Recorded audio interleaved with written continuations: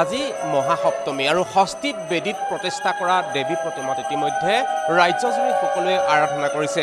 দেৱী মাৰ আশীষ বিচাৰি সকলোৱে দেৱীৰ চৰণত প্ৰণিপাত জনাইছে।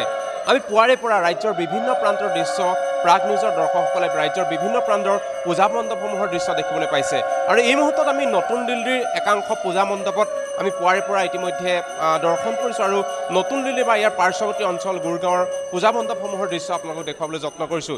এই মুহূৰ্তত মই উপস্থিত আছোঁ নতুন দিল্লীৰ পাৰ্শ্বৱৰ্তী গুৰগাঁৱৰ এখন পূজা মণ্ডপত। কোভিড পৰিস্থিতিৰ মাজতে কিছু শিথিলতা আছে যদিও তেওঁলোকে সম্পূৰ্ণ বৈদিক ৰীতি নীতিৰে আধ্যাত্মিক বাতক এইবাৰ আধ্যাত্মিক যি ভাৱধাৰা আছে তাক অগ্ৰাধিকাৰ দি জাক জমকতাৰ বিপৰীতে এখন সুন্দৰ পূজা আয়োজন কৰিছে। আৰু বিগত বহু বছৰ ধৰি আয়োজন কৰি অহা এই পূজাভাগে বিশেষ মহত্ব বহন কৰিছে। বিশেষকৈ দিল্লীবাসী যিসকল অসমীয়া আছে সেই অসমীয়াসকলক পূজাৰ ব্ৰতৰ একতাৰ দোলেৰে বান্ধি ৰখাৰ ক্ষেত্ৰত এই পূজাভাগৰ এক বিশেষ মহত্ব আছে বুলি অতীজৰে পৰা এক প্ৰচাৰ আছে কাৰণ বহু বছৰ ধৰি এই পূজা আয়োজন কৰা হৈছে। আয়োজক সমিতিৰ বিষয়ববীয়া আছে, তেখেতসকলৰ লগত অকণমান মই কথা পাতিবলৈ চেষ্টা কৰিম। দাদা, পোনে পোনে আপোনাৰ ওচৰলৈ আহিছোঁ। এইভাগ পূজা বহু বছৰৰ পৰা ইয়াত আয়োজন কৰা হৈছে। বিশেষকৈ দিল্লীবাসী অসমীয়াসকলক একাত্ম কৰি ৰখাৰ ক্ষেত্ৰত এই পূজাভাগৰ এক বিশেষ মহত্ব আছে। এইবাৰ কোভিড শিথিলতাৰ মাজত কেনেধৰণৰ নীতি নিয়মেৰে বা কি কি কাৰ্যসূচীৰে আপোনালোকৰ পূজাভাগ আয়োজন কৰা হৈছে? ধন্যবাদ আপোনালোক আমাৰ পূজালৈ অহাৰ বাবে। এয়া আমাৰ তৃতীয় বৰ্ষ আৰু যোৱা দুটা বৰ্ষৰ দৰে এবছৰো আমি বহুত সাহস কৰি পেলাই বহুত সাহস গোটাই একচুৱেলি আমি পূজাভাগ পাতিবলৈ আয়োজন কৰিলোঁ। আৰু কোভিড প্ৰট'কল ঠিকে কৈছে আপুনি, কোভিড প্ৰট'কলৰ কাৰণে আমি বহুত অনুষ্টুপীয়াকৈ পাতিব লগা হৈছে। যিটো আমাৰ নৰ্মেলি আমি পূজাত যিটো আমি জেলেপি উপভোগ কৰিবলৈ তেনেকুৱা আমাৰ কোনো ফুড ষ্টল নাই ইয়াত বা কোনো সাংস্কৃতিক অনুষ্ঠানৰ আমি আয়োজন কৰিব পৰা নাই। সম্পূৰ্ণ কোভিড প্ৰট'কল আমি ফ'ল' কৰি পেলাই আমি পূজাভাগ আয়োজিত কৰিছোঁ। আৰু আমি ৰাইজকো, আমাৰ যি ভক্তপ্ৰাণ ৰাইজ তেখেতসকলকো আমি অনুৰোধ জনাইছোঁ যে তাতে আপোনালোকেও কোভিড প্ৰট'কল পালন কৰি মাস্ক পিন্ধি হাত চেনিটাইজ কৰা যিখিনি আমাক চৰকাৰৰ নীতি নিৰ্দেশনা পালন কৰি আমি পূজাভাগ আয়োজন কৰিছোঁ। বিগত বৰ্ষসমূহত থকা কি কি কাৰ্যসূচী এইবাৰ কোভিড প্ৰট'কলৰ কাৰণে আপোনালোকে সীমিত পৰিসৰত আয়োজন কৰিব লগা হৈছে? আমি যেনে কৈছোঁ আপোনাক, সাংস্কৃতিক অনুষ্ঠানৰ আমি আয়োজন কৰিব পৰা নাই বা আমি কোনো ষ্টল লগাব পৰা নাই বা ফুড ষ্টল বা তেনেকুৱা ধৰণৰ আমি আয়োজন কৰিব পৰা নাই। অকল আমি বৈদিক মানে আমাৰ যিটো পূজাৰ মানে আমি নিয়মখিনিহে আমি কৰিবলৈ বাধ্য হৈছোঁ। আৰু আমি পূজাভাগো সম্পূৰ্ণ আমি অনলি ফৰ মেম্বাৰ্ছ একচুৱেলি। আমি বাহিৰৰ তেনেকৈ যিবোৰ পাণ্ডাল শ্বপিং কৰিবলৈ যি আমাৰ ৰাইজ আহে গধূলি সময়ত আমিও গৈছিলোঁ আগতে, তেনেকুৱা আমি ৰাইজক আমি আহিবলৈ অনুমতি প্ৰদান কৰিবলৈ কৰা নাই, মানে বাধ্য হৈছোঁ আমি আহিবলৈ। অনলি আমাৰ যিসকল মেম্বাৰ্ছ আছে আৰু আমি গাইডলাইনছ আছে আমাৰ যে আমাৰ 1 ড'জ ভেকচিনেশ্যন মাষ্ট। তো আৰু নহ'লে আপোনাৰ 72 ঘণ্টা RT-PCR টেষ্ট দেখাব লাগিব। আমাৰ গেটত আমি ছিকিউৰিটি গাৰ্ড নিযুক্ত কৰিছোঁ, তেওঁলোকে আমাৰ ইনভাইটেশ্যন কাৰ্ড চাইছে, ইনভাইটেশ্যন কাৰ্ড চাই পেলাইহে আহিবলৈ দিয়া হৈছে। আৰু 1 dose vaccination must for 18 years above, নহ'লে আপোনাৰ 72 ঘণ্টাৰ ভিতৰত RT-PCR টেষ্ট। ধন্যবাদ দাদা। যথেষ্ট কঠোৰ ইয়াত কোভিডৰ যি নীতি নিয়ম আছে সেইসমূহ ইয়াত ফ'ল' কৰা হৈছে।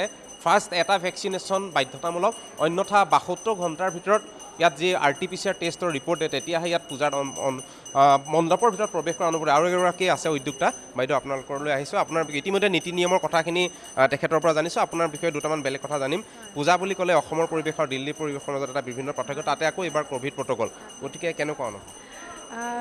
প্ৰথম কথা যে মা ভগৱতীয়ে কোভিড পেণ্ডেমিকৰ সময়তো আমাক এই পূজাভাগ কৰিবলৈ সুযোগ দিলে, তাৰ কাৰণে মা ভগৱতীৰ ওচৰত প্ৰণাম।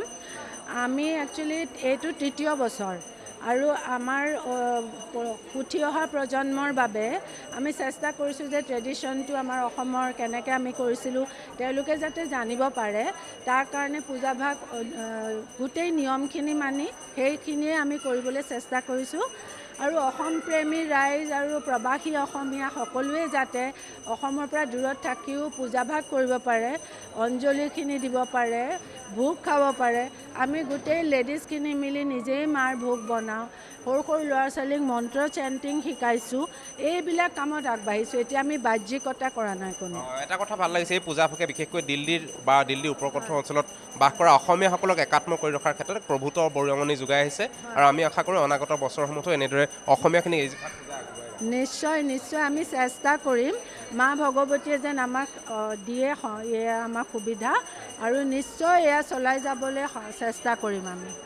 ঠিক আছে হয় আৰু কিছুসংখ্যক অসমৰ যি পৰিয়াল আছে তেখেতসকলৰ লগতো অকণমান কথা পালে বাইদেউ অকণমান এইফালে চাই দিলে সুবিধা হয় আপোনাৰ ওচৰলৈকে আহিছোঁ অকণমান এইফালে আহক লাইটটো অকণমান অসুবিধা হৈছে দিল্লীৰ পূজা আৰু অসমৰ পূজা এটা পাৰ্থক্য আছে তাতে আকৌ এইবাৰ ইয়াত ক'ভিড প্ৰট'কলৰ মাজত অনুষ্ঠিত কৰিব লগা হৈছে কেনেকুৱা লাগিছে পূজা লাগিছেনে নাই পূজা লাগিছে আমি একচুৱেলি দিল্লীত থাকোঁ আৰু দিল্লীত পূজা মিছ কৰি আছিলোঁ গুৰগাঁৱলৈ আহিলোঁ বহুত ভাল লাগিলে আৰু ইয়াতে পূৰা একদম অসমীয়া পৰিৱেশ একদম অসম লাগিছে অসম লাগিছে পূৰা অসমেই আৰু আপোনাৰ লাগিছে নাই বিৰাট ভাল লাগিছে যোৱা বছৰ ইমান এনজয় কৰা নাছিলোঁ বাট এইবাৰ পূজা বিৰাট ভাল লাগিছে মানে আকৌ বিৰাট ভাল লাগিছে পূজা বহুত বছৰৰ মূৰতে পালোঁ মই আৰু এইবাৰ যেতিয়া মানে ক'ভিড প্ৰট'কল মানি পেলাই ভালকৈ পেলাই পূজাখিনি হৈছে ভাল লাগিছে হেৰি কৰি পেলাই আৰু দিল্লী আৰু ইয়াৰ উপকণ্ঠ অঞ্চলৰ বিভিন্ন গুৰগাঁৱৰ বিভিন্ন প্ৰান্তৰ পূজা মণ্ডপসমূহৰ পৰা আপোনালোকক কিছু দৃশ্যাংশ দেখুৱাবলৈ চেষ্টা কৰিলোঁ অসমৰ পৰা আঁতৰত থকা অসমীয়াসকলে এনেদৰে